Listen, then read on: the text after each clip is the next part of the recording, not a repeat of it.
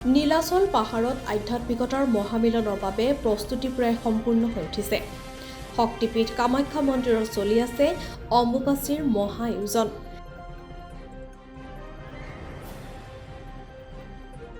দেশ-বিদেশৰ লাখ লাখ ভক্ত, সাধু সন্ত আৰু দৰ্শনাৰ্থীৰ সমাগমে মুখৰিত হৈ পৰিছে সমগ্ৰ পৰিৱেশ।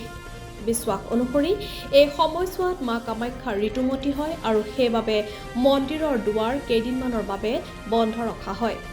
অম্বুবাচী কেৱল এটা ধৰ্মীয় অনুষ্ঠান নহয়, নাইবা ধৰ্মীয় পৰম্পৰা নহয়, ই হৈছে শক্তি উপাসনাৰ এক অনন্য প্ৰতীক।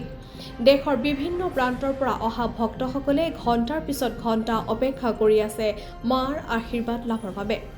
मैं पूना से आया हूँ। पूना का पीएमसी का पुणे महानगर पालिका का कॉर्पोरेटर हूँ। माँ के दर्शन के लिए आया हूँ। कल रात को मैं यहाँ पे आया, आज मेरा मुख दर्शन हो गया। माँ के दर्शन से सब प्रसन्न था, मेरी जितना भी कामना थी माँ की तो सब पूरे हो गए। मैं बहुत खुश हूँ। কেৱল সাধাৰণ ভক্তই নহয়, দেশৰ বিভিন্ন প্ৰান্তৰ পৰা অহা সাধু সন্তসকলেও ভিৰ কৰিছে কামাখ্যা মন্দিৰ। 4-5 दिन हो गया। 4-5 दिन हो गया मंदिर पे ही है। माँ को इस बार क्या मांगेंगे? माँ से यही मांगते हैं हम लोग कि आशीर्वाद ही होना चाहिए, प्रसादी उसका। अच्छा अच्छा इसका आशीर्वाद। अच्छा, हर बार आते हो? हाँ, हर साल आते हैं? हर साल।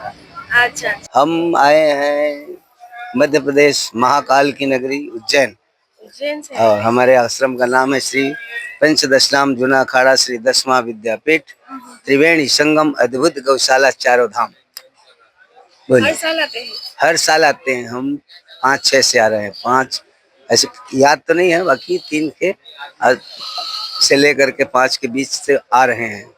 অসম চৰকাৰ আৰু জিলা প্ৰশাসনে দৰ্শনাৰ্থীসকলৰ সুবিধাৰ বাবে গ্ৰহণ কৰিছে বিভিন্ন ব্যৱস্থা। নিৰাপত্তা, পানী যোগান, চিকিৎসা সেৱা আৰু যাতায়াত ব্যৱস্থাক লৈ কৰা হৈছে বিশেষ প্ৰস্তুতি। একাদিক্ৰমে এই মহাযুগটো আমি পৰিচালনা কৰাৰ কাৰণে আমাৰ মন্দিৰ কমিটিৰ তৰফৰ পৰা আমাৰ কামাখ্যা স্থানীয় যুৱকসকল লগতে ক্লাব সংগঠন ৰাইজৰ সহযোগত এখন আমি কমিটি গঠন কৰি দিওঁ, অম্বুবাচী মহাযুগ পৰিচালনা কমিটি। আৰু মহাযুগ পৰিচালনা কমিটিৰ তত্ত্বাৱধানত যাত্ৰীসকলৰ যিখিনি সা সুবিধা, মন্দিৰলৈ অহা যাত্ৰীৰ সা সুবিধাখন তেওঁলোকক আমি প্ৰস্তুতি কৰিব দিওঁ। ইতিমধ্যে এইবেলিও প্ৰস্তুতি তেওঁলোকে আৰম্ভ কৰিছে সম্পূৰ্ণ পৰ্যায়ত। তাৰোপৰি আমাৰ যিহেতুকে এখন ডাঙৰ মহাযুগ, ইয়াত বিভিন্ন ধৰণৰ লাখ লাখ ভক্ত আমাৰ মন্দিৰলৈ আহে। এই ক্ষেত্ৰত আমাৰ অসম চৰকাৰ আৰু জিলা প্ৰশাসনৰ লগতো সহযোগিতাতে এইখন পৰিচালনা কৰা হয়। তেওঁলোকৰ লগত আমি কেইবালোচনী আলোচনা কৰিলোঁ। আলোচনাৰ মাধ্যমেৰে যিখিনি কৰণীয় তেওঁলোকৰ ফালৰ পৰা প্ৰস্তুতি কৰিছে। কামাখ্যালৈ অহা যাত্ৰীসকলৰ সা সুবিধাৰ কাৰণে আমাৰ মন্দিৰ কৰ্তৃপক্ষ, মেলা পৰিচালনা কমিটিৰ পৰা CC কেমেৰা, খোৱাপানীৰ ব্যৱস্থা, চিকিৎসা, ভলেণ্টাৰ্ছ যিখিনি দৰকাৰ হয় আমি ইতিমধ্যে যোগাযোগ কৰিছোঁ, প্ৰস্তুতি কৰিছোঁ।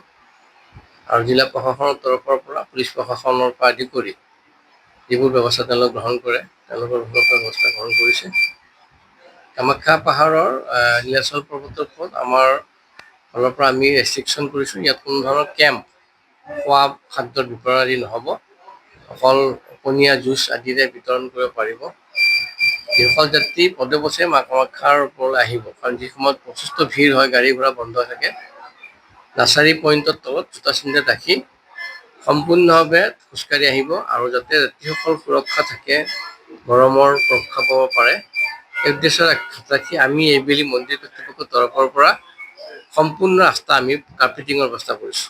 এইবাৰো দেশৰ বিভিন্ন প্ৰান্তৰ পৰা অহা বহু দৰ্শনাৰ্থী কামাখ্যাত উপস্থিত হৈছে। মাৰ দৰ্শন আৰু অম্বুবাচীৰ আধ্যাত্মিক অভিজ্ঞতাই তেওঁলোকক প্ৰতি বছৰে আকৰ্ষিত কৰি আহিছে। कहाँ से हो आप लोग? দক্ষিণেশ্বর दक्षिणेश्वर? কলকাতা। कोलकाता से कब आया? আমরা এসেছি দক্ষিণেশ্বর থেকে, আমরা আগত 14 তারিখে আমরা ওখান থেকে ট্রেনে উঠেছি, এসে পৌঁছেছি 15 তারিখ সকালবেলা।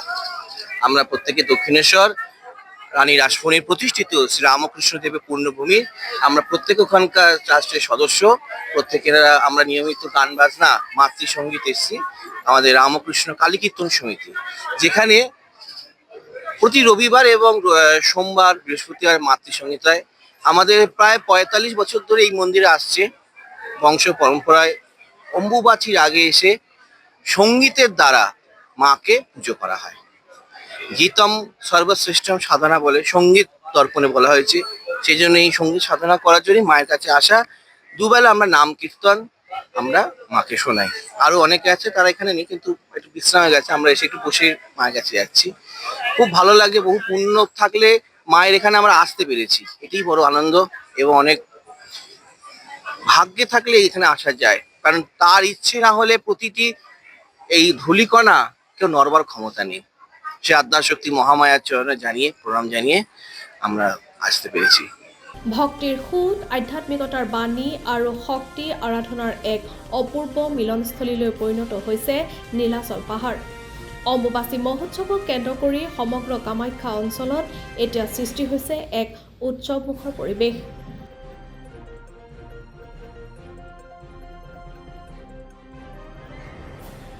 News desk report, hills time news paper and digital.